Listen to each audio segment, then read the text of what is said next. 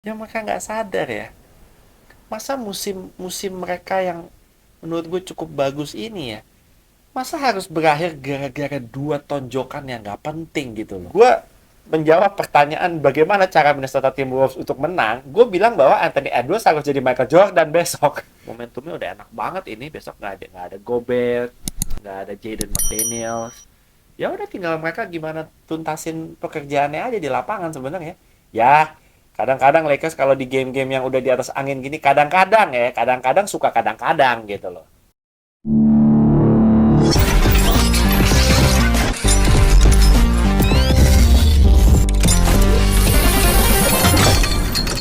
Ngobrol NBA episode 53. Guys, aduh gila gue minta maaf banget ya. Terakhir bikin episode 52 tuh hari apa tuh? Hari Selasa ya. Minggu lalu udah seminggu men. Rabu gue ke Surabaya sampai hari Jumat, dan gue lanjut ke Singapura. Baru pulang 1 jam yang lalu. Jadi ini dari airport langsung ke kantor untuk recording episode 53. Masih sedikit capek sebenarnya. Tadi mau bikin episode 53 di perjalanan menuju ke Singapura hari Jumat sebenarnya. Tapi ternyata menurut anak saya sepanjang perjalanan tidur. Jadi di video sama anak gue lagi tidur. Jadi gue nggak bisa bikin konten. Tadi udah pengen banget bikin konten karena seru banget tuh hari-hari itu. Dan kita sudah akan segera memasuki babak play-in besok pagi. Jadi gue bilang sama keluarga gue dan anak-anak gue, tolong untuk 1 bulan ke depan saya tidak bisa diganggu karena ini adalah masa-masa terbaik buat kita fans NBA buat menikmati pertarungan yang sesungguhnya, dimulai besok dengan pertandingan play-in dan lanjut ke babak playoff. Aduh, gila gue udah sebulan ke depan bakal bakal luar biasa. 2 bulan ke depan tepatnya bakal bakal luar biasa banget. Jadi nanti tayangan-tayangan yang bakal disiarkan di video maupun di Champions nanti gue akan siarkan juga secara rutin pada saat weekend bersama dengan partner-partner siaran saya yang sangat saya cintai juga. Gue udah kangen banget siaran. Kemarin liburannya udah cukup. Jadi gue pengen banget ngebahas the bigger picture babak playoff secara keseluruhan, tapi gue belum mau bahas di episode ini. Kenapa? Karena yang baru jelas itu adalah seat 3 sampai 6. Di wilayah timur, wilayah barat, seat 3 4 5 6 nya sudah jelas. Seat 1 ketemu seat 7-nya belum, seat 1 ketemu seat 8-nya belum ketahuan siapa. Seat 2-nya ketemu seat 7-nya belum ketahuan siapa. Karena babak playoff play-in ya baru akan dimulai besok. Jadi gue akan bagi menjadi beberapa episode, dalam artian gue akan tiap hari bikin episode ngobrol NBA. Mulai hari ini membahas tentang game besok play-in, lalu besok gue akan recording lagi membahas game play-in besoknya, dan nanti ketika semua 8 tim dari masing-masing wilayah sudah pasti ketahuan posisi 1 sampai 8-nya, kita akan bahas prediksi playoff secara keseluruhan. Kita kupas tuntas satu persatu karena sebenarnya playoff tahun ini ya yang sudah ketahuan-ketahuan aja nih, itu ceritanya tuh, storyline-nya tuh menurut gue bagus banget ya, mulai dari West seed 4 lawan 5, Clippers ketemu sama Phoenix Suns, KD ketemu sama Russell Westbrook, dan di seed 3 lawan seed 6, Sacramento Kings ketemu sama Golden State Warriors. Bro, ini cerita yang sangat-sangat menjual, dan NBA Adam Silver ini pasti happy-nya luar biasa melihat bracket di playoff yang sudah ada sekarang ini. Gokil man, Sacramento Kings. Teman-teman kalau baca di berita ya, Sacramento Kings tiket buat nonton playoffnya itu termahal dari semua tim yang ada yang main di playoff. Termahal bro, 16 tahun mereka absen dari playoff, saatnya cari cuan sekarang. Lu bayangin game pertamanya di Sacramento Kings itu harganya tiketnya itu startingnya $500, itu berapa tuh? 7 juta, 7,5 juta buat nonton playoff Sacramento Kings di kandangnya mereka, bandingin sama Golden State Warriors ya. Itu kalau nggak salah ya, tadi gue udah ada tuh berapa tuh? $250. Harga tiket termurahnya tuh $250 buat di game ketiga nanti di Golden State. Sacramento Kings harga tiketnya 2 kali lipat lebih mahal daripada Golden State. Gokil. Saatnya cari uang buat Sacramento Kings.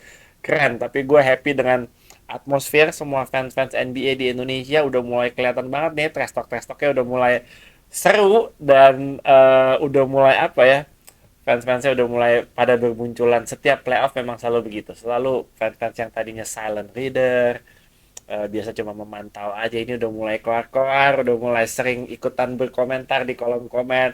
Seneng gue, ini momen yang gila, ini bulan-bulan yang bikin gue happy banget. Di wilayah timur juga, tadi kita ngomongin wilayah timur juga nggak kalah seru. Seru-seru juga. Nantilah kalau bahas playoff nanti kita bahas. Yang penting kalau di timur tuh sebenarnya powerhouse-nya udah di atas-atas semua.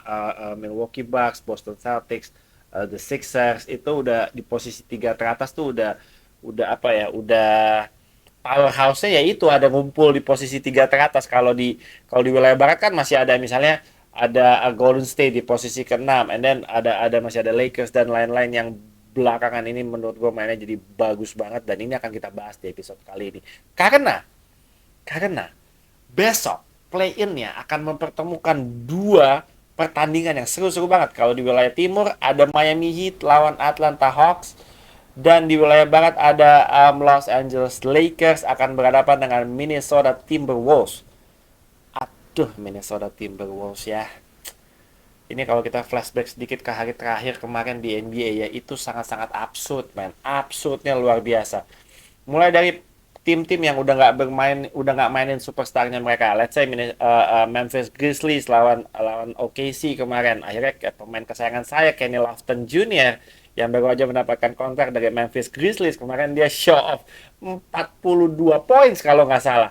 Terus pemain gue OKC Thunder Trey Mann triple double kemarin. Wah gila, udah absurd di hari terakhir kemarin di NBA itu sangat-sangat absurd. Dan ngomongin Minnesota Timberwolves, mereka lebih absurdnya lagi adalah ini kan udah mau play in ya. Harusnya mereka tuh semua pemain itu udah sangat-sangat lock in dan fokus untuk menyambut babak play in dan playoff nantinya. Minnesota Timberwolves, pertama pemain yang gue suka banget, Jaden McDaniels. Dia pas lagi jalan ke locker room, dia nonjok tembok. Nonjok tembok, bro. Fractured. Retak. Tangannya retak. Nggak bisa main lagi. Out indefinitely. Nggak tahu kapan bisa balik. Di playoff juga nggak tahu. Kalau dia masuk playoff juga nggak tahu bisa main apa nggak. Patah. Patah. Retak. Nonjok tembok. Gara-gara nonjok tembok. Padahal Jaden McDaniels itu perannya sangat-sangat penting buat Minnesota Timberwolves. Very, very athletic. It's a good wing defender. Offensive game-nya juga menurut gue very very improve musim ini.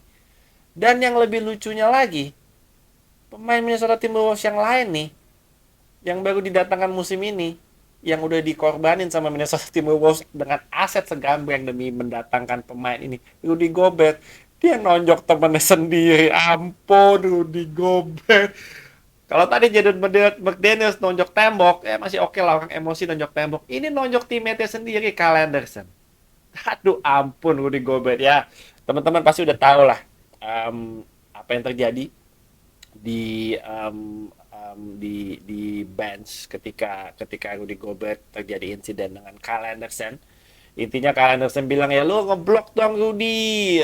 Rudy-nya bilang, lu rebound dong Kyle. Udah kayak berantem anak SD, tau gak lo? Tapi yang mereka nggak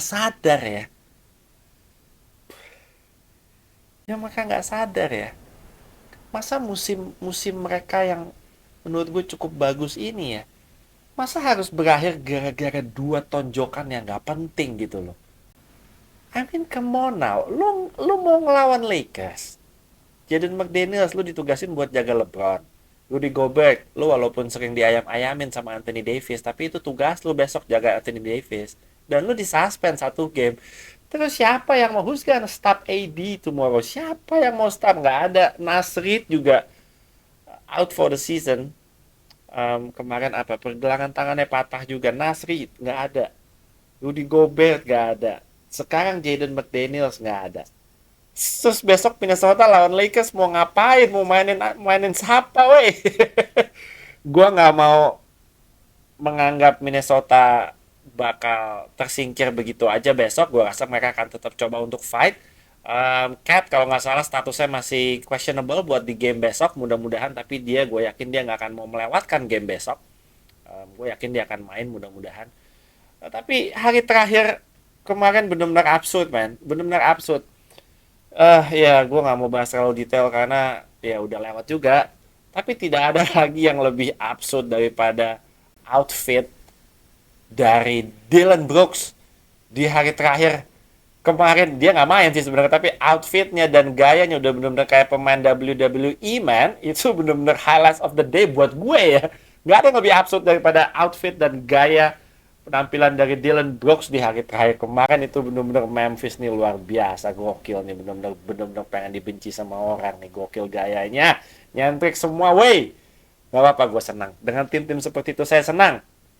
Oke, kita bahas ya besok dua pertandingan play-in. Atlanta Hawks lawan lawan Miami Heat dulu kali ya dari wilayah timur. Menurut gue Miami Heat, kalau gue disuruh memilih antara Lakers atau Minnesota Timberwolves, nanti kita bahas, dan Atlanta Hawks dan Miami Heat, gue akan cukup nyaman untuk memilih Miami Heat untuk bisa mengalahkan Atlanta Hawks besok. Mudah-mudahan gue salah, dan mudah-mudahan Trae Young, mudah-mudahan DeJounte Murray bisa membuktikan ke semua pengamat yang meragukan mereka bahwa mereka bisa menang besok. Mudah-mudahan itu bisa terjadi. Tapi on paper, gue akan lebih mengunggulkan Miami Heat besok di pertandingan play-in pertama melawan Atlanta Hawks. Gue kenapa mengunggulkan Miami Heat? Karena kalau Miami Heat menang, otomatis mereka nanti ketemu posisi 2, seed 2, yaitu Boston Celtics. Gua rasa yang bisa lebih memberikan perlawanan ke Boston Celtics itu adalah Miami Heat. Kita nggak bisa lupa musim lalu di Eastern Conference Finals, Miami Heat itu kalahnya terhormat menurut gue 4-3. Itu itu kalau 3 poinnya Jimmy Butler masuk tuh ya lain cerita mungkin ya. Tapi Miami Heat akan lebih bisa ngelawan Boston Celtics. Walaupun mungkin ujung-ujungnya kalah juga karena Celtics tambah kuat. Miami Heat menurut gue tambah lemah dibanding musim lalu. Nggak ada PJ Tucker, mereka nggak menggantikan PJ Tucker. Pemain-pemain lainnya juga semakin menurun performanya, kayak Kyle Lowry, pemain-pemain kayak Gabe Vincent, Duncan Robinson gitu. Menurut gue juga nggak belum bisa menunjukkan effort yang maksimal musim ini, permainan yang maksimal. Jadi tetap aja Miami Heat tetap punya Jimmy Butler, mereka tetap punya Bam Adebayo, mereka tetap punya Tyler Hero. Playoff Jimmy is a different animal menurut gue. Playoff Jimmy Butler is a different mentality ya menurut gue. Jadi untuk di match up besok melawan Atlanta Hawks, Miami Heat ketemu 4 kali di melawan Atlanta Hawks di regular season musim ini. Miami Heat menang 3 kali dan hanya kalah 1 kali dari Atlanta Hawks. Itu pun mereka kalahnya karena Jimmy Butler juga nggak main di game itu.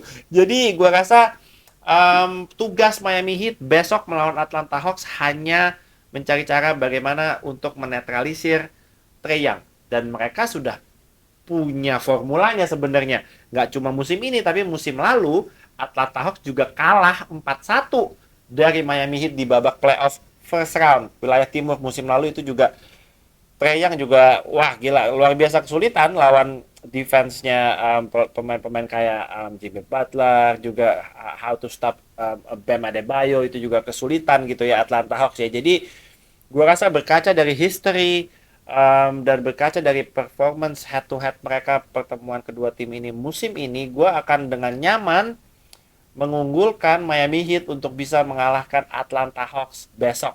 Kecuali Atlanta Hawks bisa bermain dengan sense of urgency yang luar biasa dan tidak cuma mengandalkan Trae Young ya.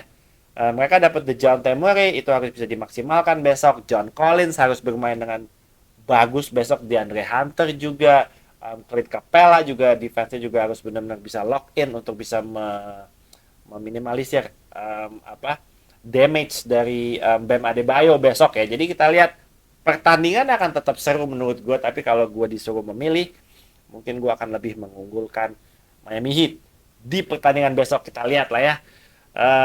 Dan untuk pertandingan kedua nih, pertandingan kedua juga menu utamanya kayaknya ya, karena fans secara fanbase juga gokil ini. Fanbase Lakers nih musim ini benar-benar keluar dari goa semua.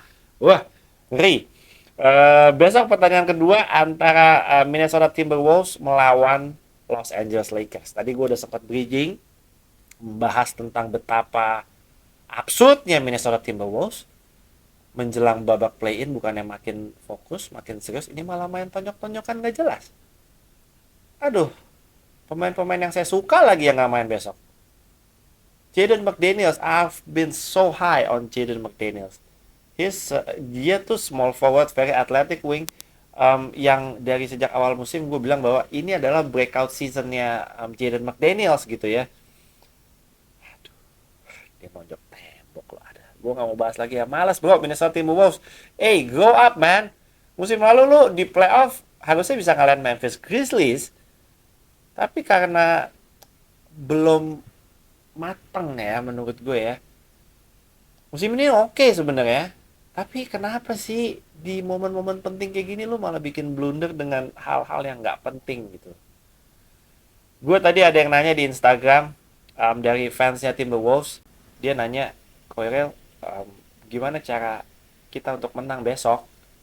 Karena kita pengen balas dendam sama Memphis Grizzlies. Karena kalau Minnesota menang besok lawan Lakers, siapapun yang menang besok akan ketemu Memphis di playoff gitu. Ya gue bilang satu-satunya cara, gue belum percaya sepenuhnya sama Cat, di momen-momen do or die kayak gini atau big moments kayak gini, walaupun Minnesota dan Lakers punya nyawanya dua ya, karena mereka di seat 7-8, kalaupun mereka besok kalah masih bisa tanding lagi lawan pemenang di seat 9-10, jadi nyawanya nyawanya ada dua sebenarnya. Tapi khususnya untuk pertandingan besok, gue menjawab pertanyaan bagaimana cara Minnesota Timberwolves untuk menang, gue bilang bahwa Anthony Edwards harus jadi Michael Jordan besok. Udah itu satu-satunya jalan. Gue never trust Cat. Gue belum sepenuhnya percaya sama Karl Anthony Towns gitu, dan dia juga statusnya masih questionable, walaupun gue expect dia untuk main besok. Tapi gue lebih percaya sama Anthony Edwards, walaupun dia tetap juga pemain yang inconsistent karena dia masih muda. Tetap inkonsistensi itu masih muncul. Tapi gue rasa di pertandingan besok, kalau Minnesota mau survive, Anthony Edwards man harus jadi Michael Jordan. Dia harus pakai sepatu apa tuh? Sepatu yang dia baru rilis tuh yang versi Ant-Man tuh. Adidas Ant-Man itu keren man. Kalau dia pakai itu mungkin dia bisa keluar tuh aura-aura apa Ant-Man-nya, dan dia bisa bisa I don't know 40 points mungkin besok, dan pemain-pemain kayak Torian Prince, gue nggak tahu, saya veteran kayak Mike Conley, bisa apa besok gue nggak tahu ya. Tapi ini momentumnya benar-benar lagi nggak di pihak Minnesota sih, untuk khususnya untuk pertandingan besok ya. Benar-benar mereka lagi aduh dysfunction banget. Nggak tahu man, mudah-mudahan lah, mudah-mudahan somehow the team bisa bisa bisa regroup, dan mereka bisa punya fokus dan mentality dan kerjasama yang bisa mereka tampilkan besok. Karena ini lawannya nggak macam-macam, ini lawan Lakers man. Bukan cuma lawan Lakers, lawan healthy Lakers. Kalau kita ngomongin tidak ada yang bakal mau ketemu sama Warriors di babak playoff, gue juga bisa berkata hal yang sama. Tidak ada yang mau ketemu healthy Lakers, Lakers yang sehat. Ketemu Lakers yang pincang, lo semua mau ketemu Lakers. Ketemu Lakers yang sehat, dan dengan pemain-pemain baru yang mereka dapetin, Vando, Malik Beasley, dan lain-lain, gue rasa nobody wants to see the Lakers man. D'Lo, mereka stack, mereka deep sekali timnya, dan pemain-pemain yang very very improve musim ini kayak Austin Reeves dan lain-lain. Kita nggak bisa underestimate Dennis Schroeder. Gue rasa Lakers ini sudah punya apa ya, punya amunisi yang cukup untuk menyambut babak play-in, dan mudah-mudahan nanti bisa ke babak playoff. Karena ini udah dikasih jalan tol. Tadi kan gue udah bilang di Instagram, ini udah jalan tol buat Lakers. Momentumnya udah enak banget ini. Besok nggak ada Gobert, nggak ada Jaden McDaniels. Ya udah tinggal mereka gimana tuntasin pekerjaannya aja di lapangan sebenarnya.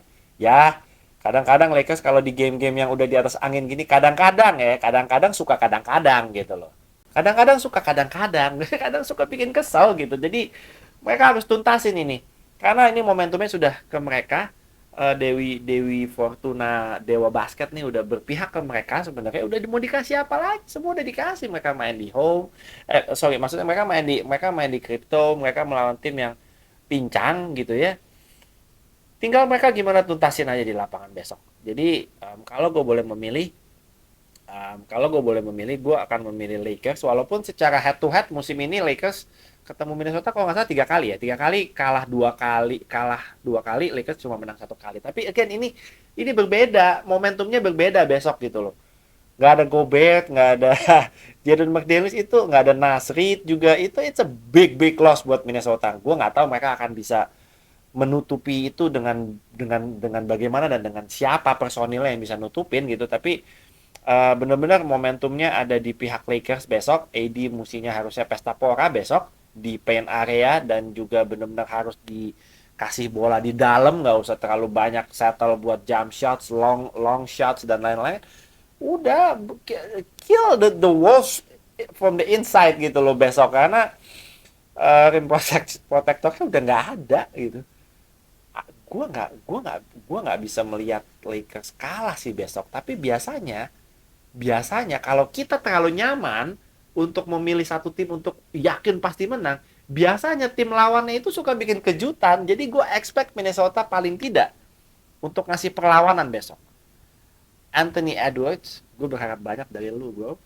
Gue di hot take, di awal musim, sebelum musim ini mulai, gue bilang bahwa Anthony Edwards akan masuk NBA All Star. Walaupun pakai jalur dari pemain yang cedera, dia sebagai replacement, dia sudah masuk All Star.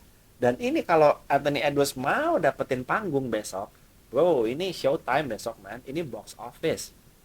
Kalau lu bisa perform luar biasa besok, oh lu akan dapet panggung, gila. Anthony Edwards bakal dapet panggung. Jadi kita lihatlah seberapa siapnya Minnesota dengan ketidaksiapan mereka. Sebenarnya kita lihat seberapa siap mereka bisa ngelawan Lakers. Tapi kalau on paper, melihat situasi dan kondisi yang ada, Lakers harusnya bisa menang besok. Jadi khususnya untuk 2 pertandingan besok, kalau di East gue akan memilih mengunggulkan ya. Gue nggak mau bilang yakin, tidak ada kata yakin. Gue berharap ada kejutan.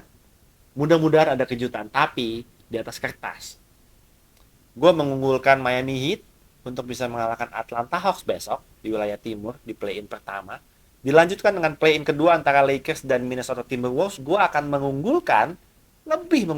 sangat lebih mengunggulkan Los Angeles Lakers untuk bisa mengalahkan Minnesota Timberwolves besok. Apakah akan ada kejutan?